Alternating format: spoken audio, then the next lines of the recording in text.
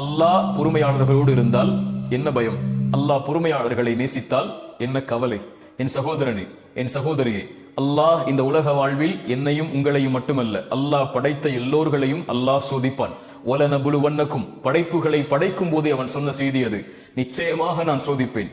செல்வத்தை எடுத்து சோதிப்பேன், உயிர்களை பறித்து சோதிப்பேன், உடைமைகளை எடுத்து சோதிப்பேன், இப்படி பசியை கொடுத்து சோதிப்பேன், இப்படி எல்லா வழிகளிலும் நான் சோதிப்பேன்.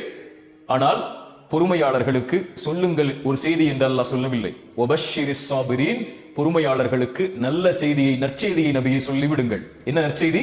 அல்லதீன இதா அஸாபத்துஹும் முஸீபா, அவர்களுக்கு ஏதாவது சோதனை ஏற்பட்டால் அவர்கள் என்ன தெரியுமா சொல்லுவார்கள்? இன்னா லில்லாஹ், நாங்கள் அல்லாஹ்வை சார்ந்தவர்கள், வ இன்னா இலைஹி ராஜிஊன், அவனிடத்தில் தான் நாங்கள் செல்ல இருக்கிறோம். எங்களை படைத்தவன் அவன், இந்த சோதனையை கொடுத்தவன் அவன், அவன்தான் இதை நீக்குவான் என்ற பொறுமையை கடைபிடிப்பார்கள். அந்த பொறுமையை கடைபிடிப்பவர்களோடு அல்லாஹ் இருக்கிறான்.